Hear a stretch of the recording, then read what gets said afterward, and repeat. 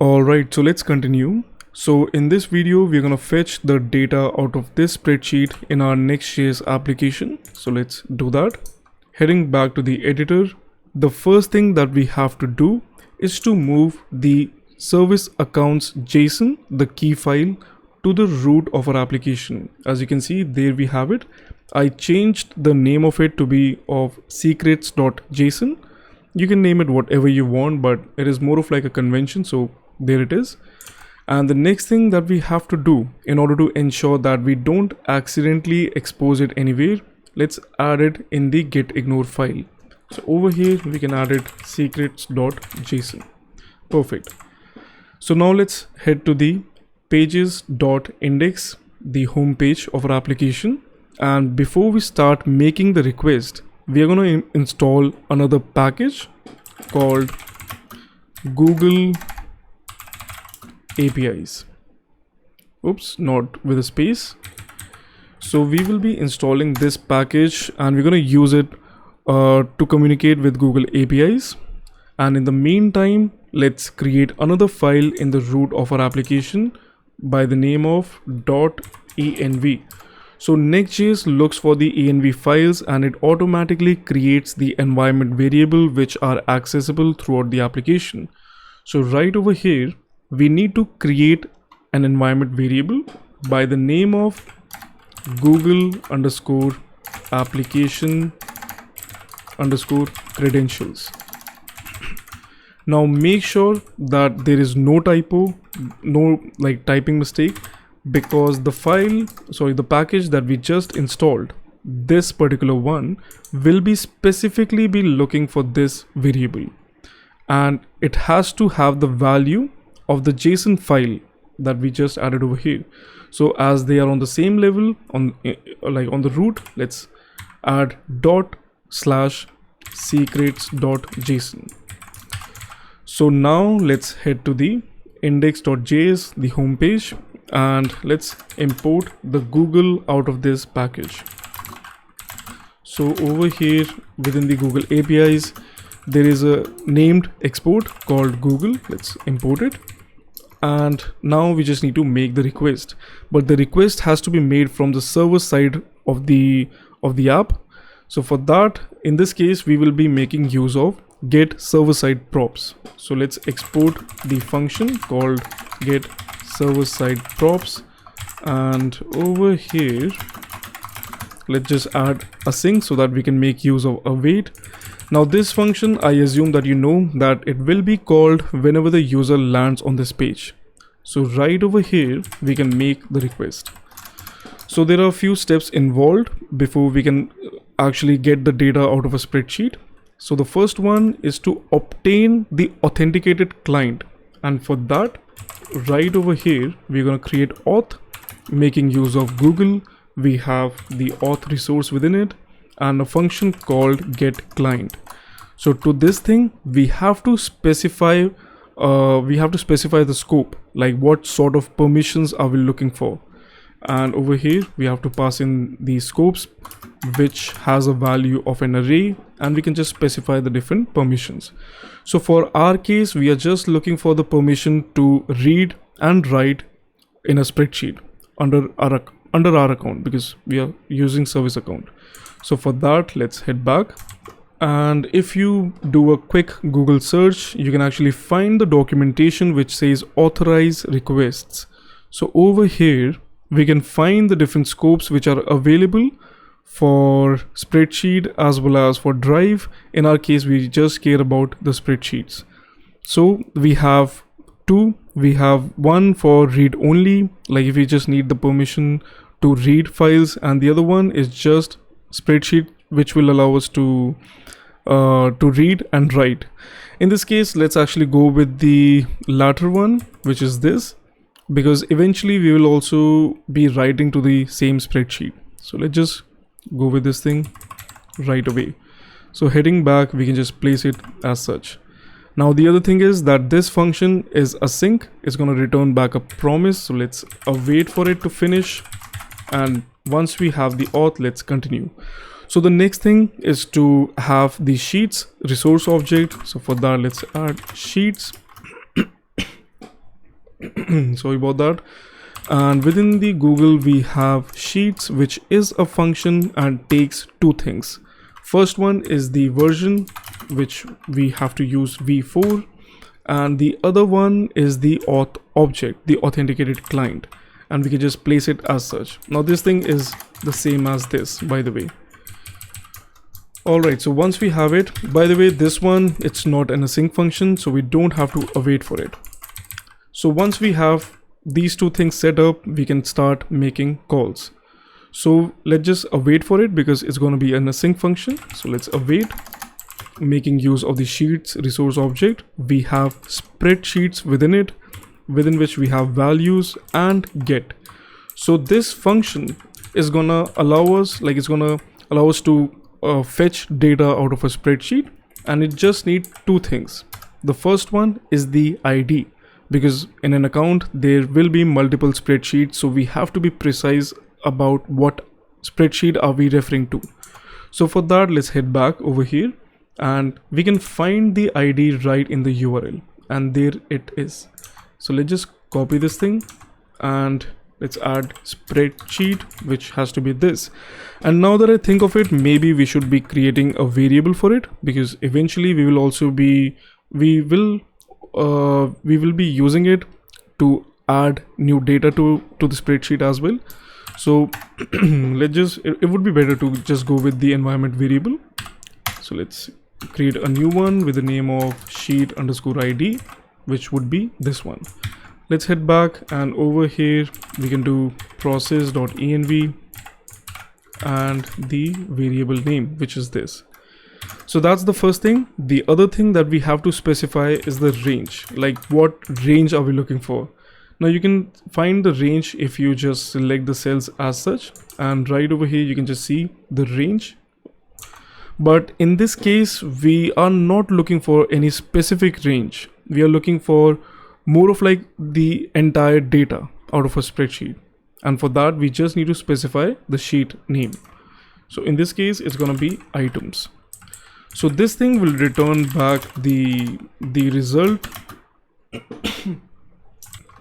Not the result, but more of like a response within which we will be able to get, like we're going to find the data. So right over here, let's do one thing. Let's pass the data to the home page, and for the time being we can log it to the console. So let's do that. So from the getServerSideProps function, we will be returning back an object within which we have the props object. So this object that we return back, like whatever we return back, will be forwarded to this component. So over here we can just pass down the items, and within the response object that we have over here, we will be having data and the values as such. So this items object, like this items prop that we are passing, will be forwarded over here, and let's destructure it right away. And right over here, let's add the pre tag so that we can just see the pre-formatted text. And over here, using the JSON stringify, we can just pass down items null and the space to be of 2. And let's check it out. So fingers crossed, let's see whether this thing runs and we get the data.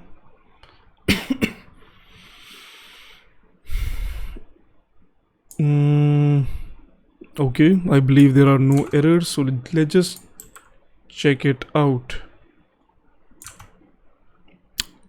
The caller does not have permission. Okay, so that is, oh, okay, now that I think of it, I believe we have to add the service account as such, like within the permissions. Okay, so let's do that. And for it, let's head back to the console.cloud.google, and over here make sure to select the right project. And I guess we already have this thing. Let's go with this. Service accounts. Okay, within the service accounts we have the service account will actually write over here. I believe we just have a single account. So let me just check it out. Okay, yeah, we just have a single service account for this project. That's great, which is this one. So let's just copy this entire thing. Let's head back over here. Let's click on share, and we can just paste the add the email as such. So that's perfect. And now let's add it as the editor. We don't need to notify ourselves, and let's just share. So if we do that, and if we head back over here, let's refresh, and I guess voila, there we have it. Perfect. So there we have the entire data, which is beautiful. All right, so I guess that's a milestone, that's something. And now we just need to use this data. We'll obviously be formatting it first, because as you can see, it's a huge array. It's more of like a multi-dimensional array, 3D array, and we have the rows as arrays. So that's that. I think we should make it more of like a JSON structure, so that it's easier for us to work with. So for that thing, let's actually do it in this video itself. And okay, so right over here we can create items. So as far as we know, that this thing is the multi-dimensional array, which is this one. So now it's an array containing arrays. Okay, so what we can do is we can destructure it, and keeping aside the first item, which is an array of titles, we can actually get the rest of the things. So over here we can keep aside the first one, which is titles, and let's spread out the rest of the things, which are items. And now that we have the items, which will include all the other arrays except the first one, let me actually do one thing. Let's place it as such, and now if I save it, we should be getting the rest of the arrays. Let's see. All right, so there we have it. Perfect. So now let's just format it as well. So now we can create another one which says formatted items, something like this. We have the items. We're gonna map it over, because we will be creating a new array, a better formed one. And to this thing, we will be getting the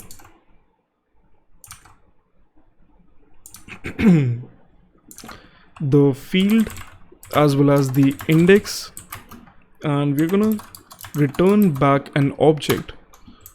Oh, 1 second. I think, because the thing is that this thing, okay, 1 second, let me actually think about it. So this is an array. Oh, for fuck. Okay, so this is an array, and if we map over the thing, so this would be the field, and we have to loop over this one as well. Okay, all right, then in that case we would need to do something else. We need to run 2 loops, which is not that optimal, but in this case I think it would be fine. So we don't care about index for this one at least. So this would be row, not the field, but the row. So this is the row, right? Now we need to loop over this as well. So let's do that. And because in the end, from this thing, we have to return back a new object. So let's actually create another variable over here called object, and this row we will be looping over this thing where we have the field and the index, and over here within the object we have to make it as such, like we have to do it in such way that name equals to the alchemist, like the name should be the field and this should be the value. So this should be the value, and the field name for this should be genre. So something like that, so that it's easier for us to work with. So keeping that in mind, we do have the titles, which is this thing. Think of it. Okay, so what we can do is we can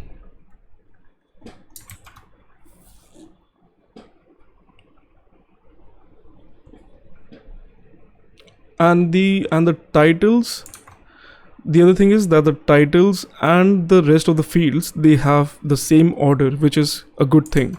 So yeah, now that I think of it, what we can do is object titles, within which we can just make use of the index. And I will go through the entire thing once we actually get what we are trying to get, the results. And this one should be the field value. So, and we can just return back the object, right? So now if we take this thing, let's return it as such. Don't worry about it. Let's first see whether we have the expected results, and there we have it. Beautiful. So let me just explain the entire thing once again. So this title, this is this thing, this is this, right? This is something like this. One second, let me better format it first. Okay, so this titles, this thing, because it was the first item of the array, so we are taking it out, and this titles is this thing. And then what we are just doing is we are looping over the rest of the items, not rest of the items, but the actual items, which means I do not have it right now, but the items where each item is defined as an array, and we just transformed that array into an object. If you think about it, earlier it was an array where it just had the values.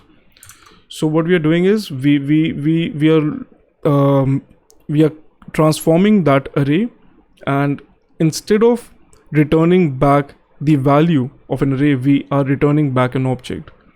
So items.map, we are taking each row, and there we have a temporary object, and we are looping over that array, the individual array, which means the individual item, and we are looping over each one of them. We have the field and the index because the order is the same. So for that, we are just adding new entries in this object, like object and this square brackets, because it's a dynamic value, and the title and the index. So if you just if you're still confused, then you can just pause the video and try to break it down, because I think it should be clear. If you still have a bit of confusion, maybe you can rewatch this part, or you can just extract this code and just put it someplace and try to break it down. And then I think it would make more sense if you rewatch it. So there we have this empty object to which we are adding the field name. And what's the field name? The titles, which means the first time. Let's actually do it in that way. So assume that this is the very first time that this thing runs, like the first loop, then it's going to be empty. And what we are doing is we are adding a new thing. So we are doing object, the object, adding a new field, titles, and using the index. So the first time it's going to be 0, which means the name is going to be the field name, and the value is going to be the field. I think that makes more sense. So yeah, that's the way we are converting the entire thing. Perfect. So now that we have this thing, we can actually start with the UI. Oh, that's the fun part. That's the thing that I've been waiting for. So that's going to take some time actually, and what I'm going to do is I will be designing it in Figma, and I'm going to skip that part because it's not that relevant in the perspective of developing an actual thing, like developing an application. So I'm going to do that behind the cameras, and then like once I'm done with it, then we can actually start with the development. So see you in the next video, and I hope you are enjoying it, and I hope you learned a few things out of it, like till now. And make sure to subscribe the channel if you haven't already done that. Would mean a lot. So alright, see you in the next video.